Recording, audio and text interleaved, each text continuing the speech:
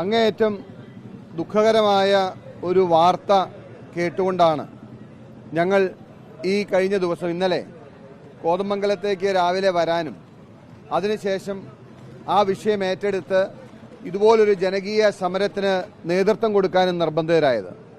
നമുക്കെല്ലാവർക്കും അറിയാവുന്നതുപോലെ വളരെ നിർഭാഗ്യകരമെന്ന് പറയട്ടെ, നേരിമംഗലം മേഖലയിൽ ഇന്ദിര എന്ന് പറയുന്ന ഏകദേശം 70 വയസ്സ് പ്രായമുള്ളായിരുന്ന ഒരു വീട്ടമ്മയെ കാട്ടാന ചവിട്ടിക്കൊന്ന പശ്ചാത്തലത്തിലാണ് ഞങ്ങൾ ഇതൊരു ജനകീയ വിഷയമായി ഏറ്റെടുത്ത് ഈ സമരവും ഈ പ്രതിഷേധവും ഇവിടെ ആരംഭിച്ചത്. അപ്പോൾ തന്നെ ഞങ്ങൾ പറഞ്ഞിരുന്ന ഒരു കാര്യം, ഇത് ഒറ്റപ്പെട്ട ഒരു സംഭവമല്ല, ഇത് കേരളത്തിൽ നാൾക്ക് നാൾ വർദ്ധിച്ചു വരികയും വനയോര മേഖലയിൽ താമസിക്കുന്ന ആളുകളുടെ ജീവിതം വലിയ പ്രതിസന്ധിയിലാണെന്നും ദിവസേന ഇതുപോലുള്ള വാർത്തകൾ കേൾക്കുകയാണ് എന്നും കോതമംഗലത്തിന്റെ പ്രാന്തപ്രദേശങ്ങളിൽ ഈ കഴിഞ്ഞ നാളുകളിൽ മാത്രം 3 പേർ അല്ലാതെ മരണമടയുണ്ടായി, ഇതുപോലെ കൊല്ലപ്പെടുകയുണ്ടായി.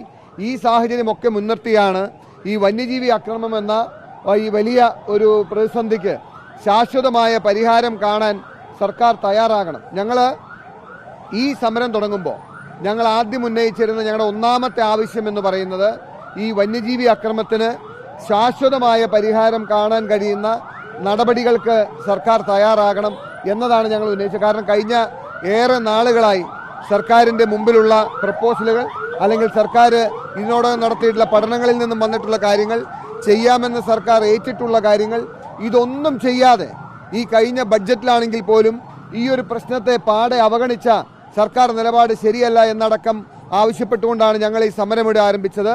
സർക്കാർ പക്ഷേ ഞങ്ങൾ ഉന്നയിച്ച വിഷയങ്ങളോട് പ്രതികരിച്ചത് എങ്ങനെയാണ് എന്ന് കേരളത്തിന്റെ പൊതുസമൂഹം കണ്ടു. സർക്കാരിന്റെ എല്ലാ ശേഷിയും ഉപയോഗപ്പെടുത്തി, പോലീസിനെ ഉപയോഗപ്പെടുത്തി ഈ സമരത്തെ അടിച്ചമർത്താനും ഞങ്ങളെ ജയിലിലടയ്ക്കാനുമാണ് സർക്കാർ പരിശ്രമിച്ചത്.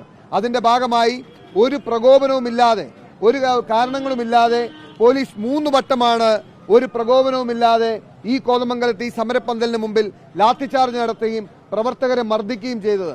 അത് മാത്രമല്ല, ബഹുമാനായ DCC പ്രസിഡന്റിനെ അടക്കം രാത്രി ഇരുട്ടിന്റെ മറവിൽ, രാത്രിയുടെ അന്ത്യയാമങ്ങളിൽ ആരും കാണാതെ ശ്രദ്ധിക്കാതിരിക്കുന്ന സമയത്ത് ഒരു കുട്ടിയെ റാഞ്ചി കൊണ്ടുപോകുന്നത് പോലെ തട്ടിക്കൊണ്ടുപോവുകയും പോലീസ് സ്റ്റേഷനിൽ കൊണ്ടുപോവുകയും ചെയ്തു. ഞങ്ങൾ അതിനോട് പ്രതിഷേധിക്കുകയുണ്ടായി. അത് കഴിഞ്ഞ് ഇവിടെ ലാത്തിചാർജ് നടന്നു. ഞങ്ങളുടെ നിരവധി പ്രവർത്തകരെ മർദ്ദിച്ചു. നിരവധി പേർ ഇപ്പോഴും പോലീസ് സ്റ്റേഷനിലും ജയിലിലുമാണ്.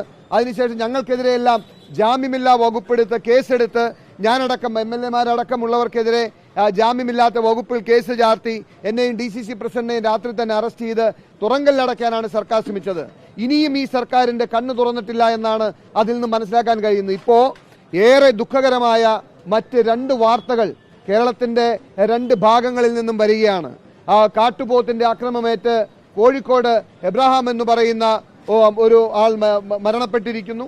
അതുപോലെ തന്നെ തൃശൂരിൽ കാട്ടാനയുടെ ആക്രമമേറ്റ് മറ്റൊരു മരണം കൂടി നടന്നിരിക്കുന്നു. ഇനി ഇതുപോലെ എത്ര മരണമുണ്ടായാൽ, എത്ര രക്തസാക്ഷികൾ ഉണ്ടായാൽ ഈ സർക്കാരിന്റെ കണ്ണു തുറക്കും, ചെവികൾ തുറക്കുമെന്നാണ് ഞങ്ങൾക്ക് ചോദിക്കാനുള്ളത്. ഞങ്ങൾ നടത്തിയ സമരം ഈ കേരളത്തിലെ പൊതുസമൂഹത്തിനു വേണ്ടി, കേരളത്തിലെ മലയോര വനയോര മേഖലകളിലെ കർഷകർക്ക് വേണ്ടി, അതിജീവനത്തിന് വേണ്ടി പ്രയാസപ്പെടുന്ന ഓരോ ദിവസവും ഭയത്തോടുകൂടി അന്തിയുറങ്ങുന്ന ആ ജനതയ്ക്ക് വേണ്ടിയാണ് ഞങ്ങൾ ഈ സമരം നടത്തിയത് എന്ന് ഒരിക്കൽ കൂടി ബോധ്യമാകുന്ന സ്ഥിതിവിശേഷമാണ് ഇപ്പോൾ ഉണ്ടായിട്ടുള്ളത്.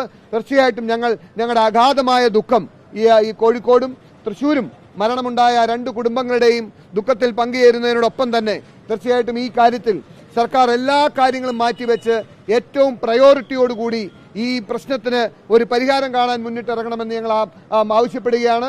തീർച്ചയായിട്ടും ഞങ്ങളുടെ സമരം ഞങ്ങളിവിടെ അവസാനിപ്പിക്കുകയല്ല.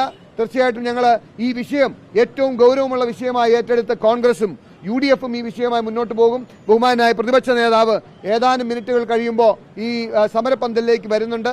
അദ്ദേഹം കൂടുതലായി നിങ്ങളോട് പ്രതികരിക്കും. ഒരിക്കൽ കൂടി ഈ വിഷയത്തിന്റെ ഗൗരവം പൊതുസമൂഹവും സർക്കാരും മനസ്സിലാക്കി അടിയന്തര നടപടികൾ ഉണ്ടാകണമെന്ന് ഈ സമരപന്തലിൽ നിന്ന് ആവശ്യപ്പെടാൻ ഈ അവസരം ഞങ്ങൾ വിനിയോഗിക്കുകയാണ്.